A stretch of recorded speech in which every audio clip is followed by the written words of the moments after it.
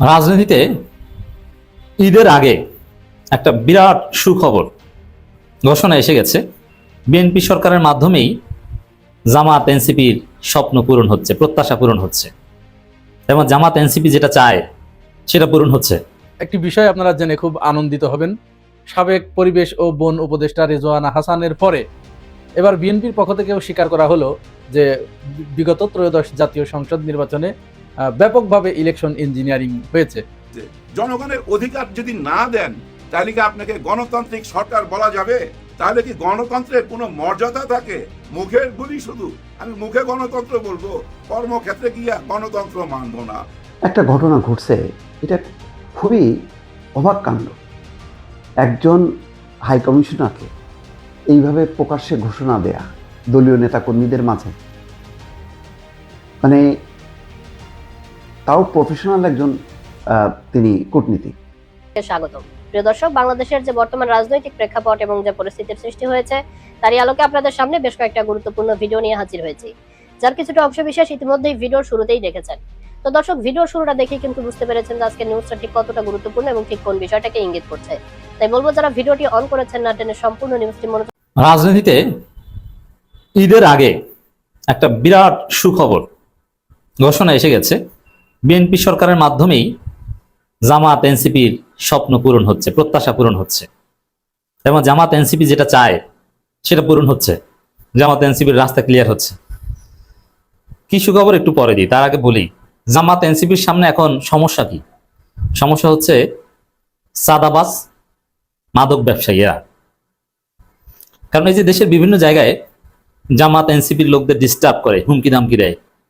কারা দেয়? বিএনপির যারা চাঁদাবাজ তারা, বিএনপির যারা মাদক ব্যবসায়ী তারা। কিন্তু অরিজিনাল ভদ্র বিএনপি, তাদের সাথে জামাতের কোনো বিরোধ নেই। সেন্ট্রাল বিএনপির আচরণ কি সেটা তো দেখছেন, যে মির্জা আব্বাসকে আচ্ছা মতো গালাগালি করলেও মামলা করা যাবে না, বরং যে মামলা করবে তাকে আরো বিএনপি শোকজ করবে। হিসাবটা বুঝছেন খেলাটা কোন জায়গায়? এর মানে ওভারঅল বিএনপির সাথে জামাতের নানান বিষয়ে বিরোধী দল এটা থাকবে, কিন্তু কনফ্লিক্ট, মারামারি এটা হওয়ার কথা না। আর যতটুকু হয় এটা হয় স্যাঁচরা চাঁদাবাজদের সাথে। এবং হ্যাঁ, তারা অনেকে পদধারী, কিন্তু চাঁদাবাজদের রাজনীতি ছুটে যাবে জামাত এনসিপি। আমি নিজে এই প্রস্তাব অনেকবার করেছি ব্যক্তিগতভাবে, যখন বিএনপির মন্ত্রীদের সাথে বা সিনিয়রদের সাথে কথা বলি তখনও বলি যে আপনাদের ভালোর জন্য, আপনারা যাতে 5 বছর টিকে থাকতে পারেন, আপনাদের বিরুদ্ধে আমাদের যাতে রাজপথে নামতে না হয়, এই জন্য আপনারা অপারেশন ক্লিন হার্ট টাইপের একটা অপারেশন চালান। তাহলে জামাত এনসিপি আপনাদেরকে আরো ভালোভাবে কোঅপারেট করবে এবং দেশে স্থিতিশীল হবে, মানুষ আপনাদের উপর স্বস্তি রাখবে। নইলে যেভাবে চাঁদাবাজি চলছে এবং মন্ত্রীরা যেভাবে চাঁদাবাজির বৈধতা দিচ্ছে, এতে অবস্থা খারাপ হয়ে যাবে। আপনাদের নিজেদের কারণে নিজেদের পতন হবে। এখন বিএনপির টনক নড়েছে। দর্শক, খবর 3 মাসের মধ্যেই অপারেশন ক্লিন হার্ট অভিযান, পরিবেশ মন্ত্রী। মজা না? এর মানে সেই আবার অপারেশন ক্লিন হার্ট। এখন কি হবে? যারা জামাতকে ডিস্টার্ব করো, মানে তুমি চান্দাবাজ বলেই তো, তুমি স্যাসরা, তুমি মাদক ব্যবসায়ী বলেই তোমরা জামাত এনসিপিকে ডিস্টার্ব করো। নাহলে স্বাভাবিক বিএনপির সাথে কোথাও কোনো ভেজাল নাই, শিক্ষিত বিএনপির সাথে ভেজাল নাই। অপারেশন ক্লিন হার্টে আগের বার যেরকম ক্রস ফায়ার দেওয়া হয়েছিল, এবার ওরকম ক্রস ফায়ার দেওয়া হবে না। তবে যারা মাদক ব্যবসা করো, যারা চান্দাবাজি করো, স্যাসরামি করে খাও, তোমাদেরকেই ধরবে। জামাতের একজনও ধরা পড়বে না, জামাতের কেউ এর সাথে জড়িত না, এনসিপি একজনও ধরা পড়বে না। এর মানে বিএনপির অপারেশনসে বিএনপি এবার ধরা পড়বে। তো বিএনপি 3 মাসের মধ্যে বিএনপি ধরার অভিযান চালাচ্ছে। খালেদা জিয়া এই কাজটা করেছিলেন লিমিটেড এক্সটেন্টে, কারণ খালেদা জিয়া যে অপারেশন চালিয়েছিলেন, অপারেশন ক্লিন হার্ট, যে ক্রস ফায়ারের ঘটনা, তাতে বিএনপির অনেকে ক্রস ফায়ারের মুখোমুখি হয়েছে। আবার আওয়ামী লীগের বা কোনো দল না, জাস্ট সর্বহারা গ্রুপ। একটি বিষয় আপনারা জেনে খুব আনন্দিত হবেন। সাবেক পরিবেশ ও বন উপদেষ্টা রেজওয়ানা হাসানের পরে এবার বিএনপির পক্ষ থেকেও স্বীকার করা হলো যে বিগত ত্রয়োদশ জাতীয় সংসদ নির্বাচনে ব্যাপকভাবে ইলেকশন ইঞ্জিনিয়ারিং হয়েছে। হ্যাঁ, এটি সত্য। সর্বশেষ ঢাকা 16 আসনে বিএনপি নেতা আমিনুল হক, যিনি নির্বাচনে বিজয়ী না হয়েও টেকনোক্রেট কোটায় ক্রিয়া প্রতিমন্ত্রী হয়েছেন, তিনি সর্বশেষ স্বীকার করে নিলেন যে এই নির্বাচনে ব্যাপকভাবে কারচুপি হয়েছে, ইলেকশন ইঞ্জিনিয়ারিং হয়েছে।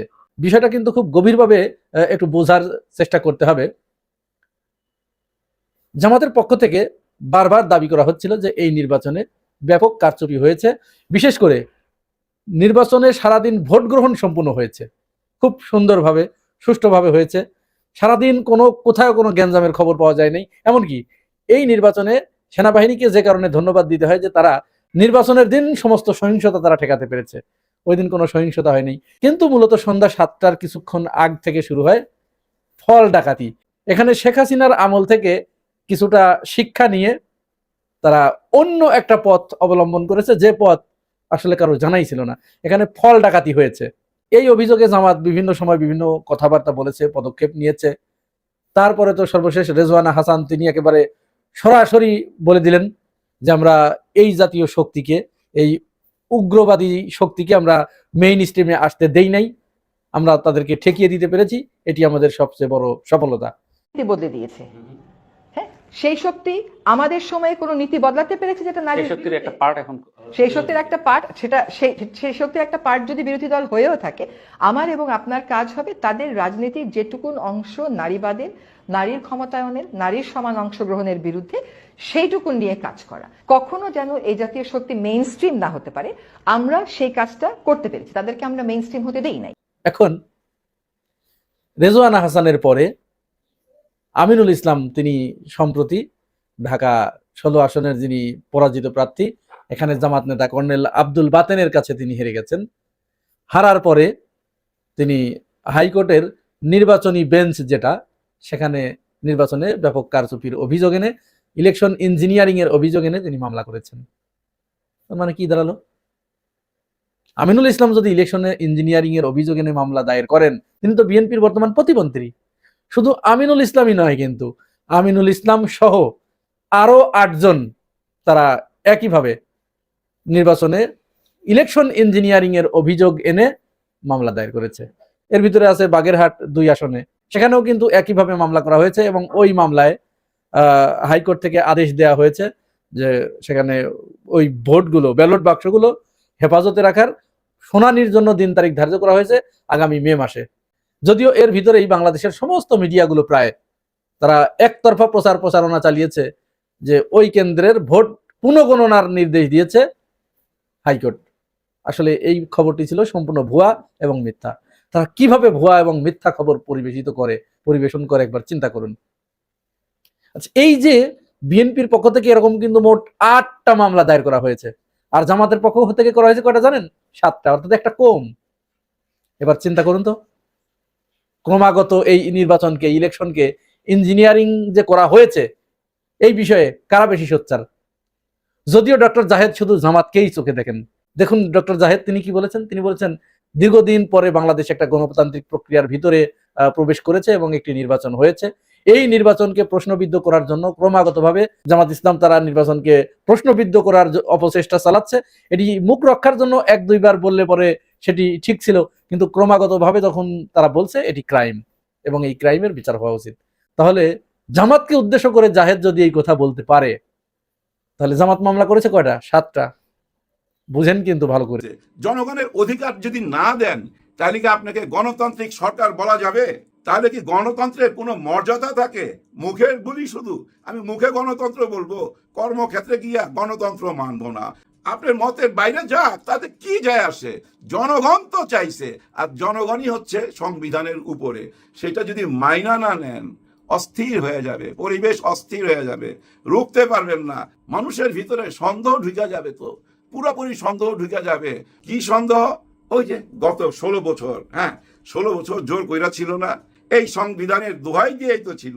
এই সংবিধানে যা কিছু লেখা আছে, যে কেউ চাইলে ভাই মৃত্যুর আগ পর্যন্ত প্রধানমন্ত্রী থাকতে পারবে।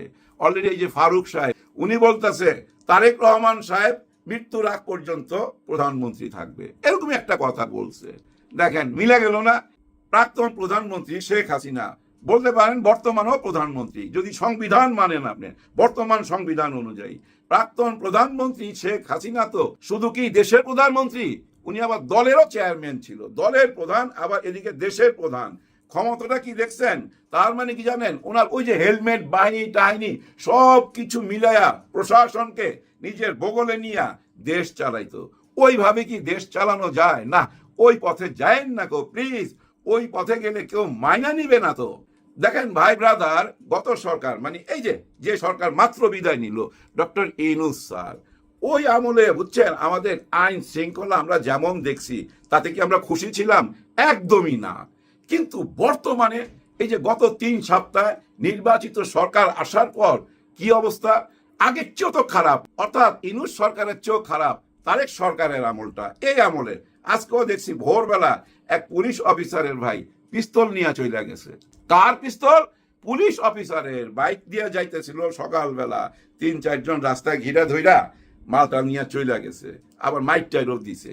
একজন পুলিশ অফিসার দেখেন নিরাপদ না, আপনি আমি কি অবস্থায় আরো দেখবেন।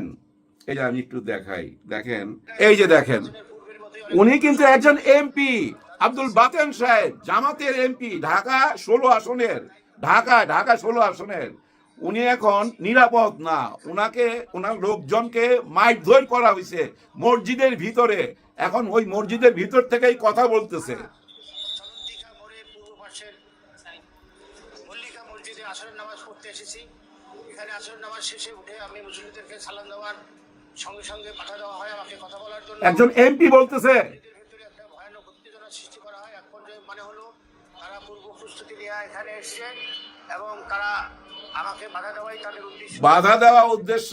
এবং এই যে আশেপাশের লোকগুলা দেখেন না, তাদের টেলিফোন, মাইক ধর, যা ইচ্ছা।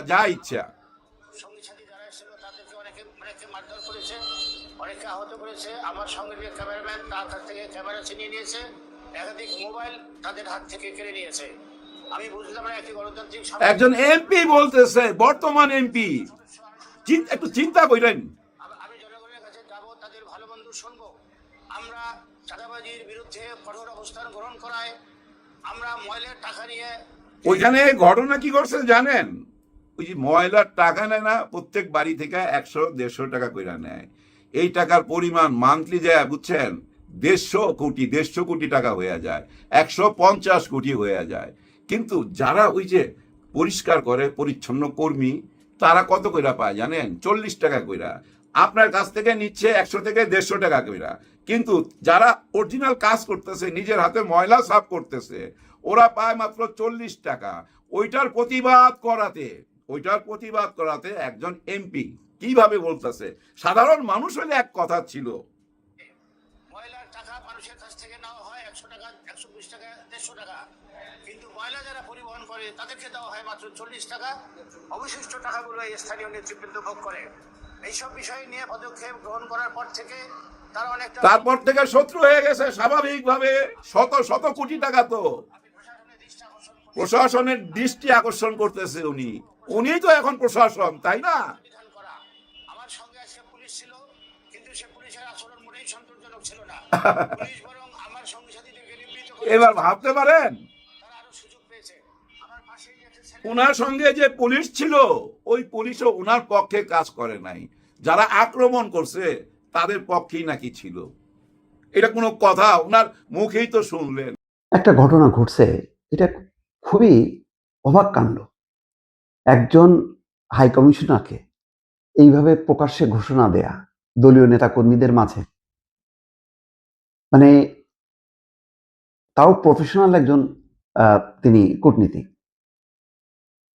সরকার তার সদিচ্ছা অনুযায়ী রাজনৈতিক যখন একটা পট পরিবর্তন হয়, তখন নানা কারণে মানে করতে পারে, তার পছন্দ অপছন্দ সবকিছু মিলায় সে পরিবর্তন করে, কিন্তু কখনো কোনো কারণ ঘোষণা করে না। এখানে পররাষ্ট্র উপদেষ্টা হিথ্রো বিমানবন্দরে পৌঁছায়, বিমানবন্দরেই তিনি হচ্ছেন হুমায়ুন কবির। তিনি ঘোষণা করলেন আবিদা ইসলাম। শোনেন, একটা সুখবর আছে। এই যে আবিদা ইসলাম হচ্ছে এখানে আওয়ামী লীগদের সে সংগঠিত করে, পৃষ্ঠপোষকতা করে, বিভাজন করে, তাকে আমরা রিমুভ করছি। এটা হয় কোনোদিন? মনে করেন, আমি বলি, ধরেন কোনো কারণে জো বাইডেনের সময়, বা এখানে আর একজন কূটনীতিক পিটার ডি হাস, তিনি নিযুক্ত ছিল। এখন এর মধ্যে ট্রাম্প আসলো, তো ট্রাম্পের পররাষ্ট্রমন্ত্রী বা কোনো মানে পররাষ্ট্র দপ্তরে কেউ এসে এই ঢাকায় এসে বলবে যে শোনেন, আমেরিকানদের উদ্দেশ্যে শোনেন, একটা সুখবর আছে। এই যে পিটার ডি হাস, সে তো ওই জো বাইডেনের পারপাস সার্ভ করতো, এখানে বিভাজন তৈরি করতো, তারে আমরা রিমুভ করার সিদ্ধান্ত নিয়েছি। এটা হয়? এটা পেশাদার কূটনীতিকদের জন্য কত বড় অপমান। তাকে তো আপনি চাকরিচ্যুত করতেছেন না, তাকে ওখান থেকে সরাচ্ছেন। সে বাংলাদেশে এসে জয়েন করবে, তারপর এখান থেকে তার আবার পোস্টিং হবে। তাকে আপনি বরখাস্তও করতে পারেন, কিন্তু আপনি যদি এইভাবে ঘোষণা দেন তাহলে এই কূটনীতিক হিসাবে সে তো একটা, এটা তার পেশা, কূটনীতিক পেশা তার, সে একজন ক্যাডার কর্মকর্তা। এরকম আরো অনেক কর্মকর্তা আছে, তাহলে সবাই আক্রান্ত হবে। বাপরে বাপ, কখন এসে এরকম ভাবে রাজনৈতিক ভাবে কোন জনসভায় এসে ঘোষণা করে? এটা নজিরবিহীন, এটা কোনোভাবে ঘটে না। তারপরেও দেখেন যে বেশ কিছু ঘটনা ঘটছে। একজন ওই সেই আপনার বাংলাদেশ ব্যাংকের গভর্নর আহসান এইচ মনসুর, তাকেও যেভাবে সরানো হলো, এটাও একেবারেই মানে কি বলে, খুবই মনে হচ্ছে অপরিপক্ক একটা সরকার, যার কোনো মানে সরকার পরিচালনার অভিজ্ঞতা নেই, তারা ক্ষমতা আসছে, এসে যা খুশি তাই করছে। এটা ডক্টর মোহাম্মদ ইউনূসের সময়ও মেনে নেওয়া যায়, কিন্তু এই গভর্নমেন্ট, এদের তো ম্যাচুরিটি আছে।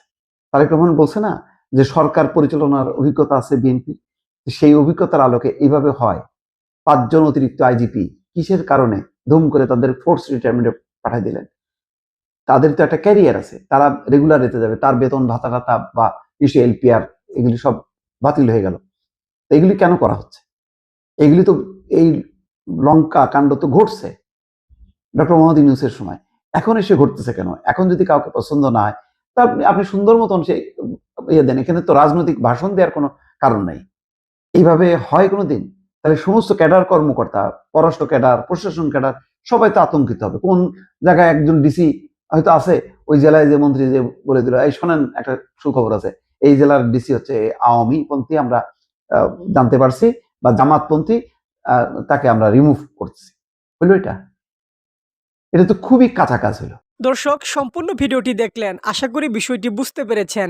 এই নিয়ে আপনার গুরুত্বপূর্ণ মন্তব্যটি অবশ্যই কমেন্ট বক্সে জানিয়ে দিবেন। ধন্যবাদ।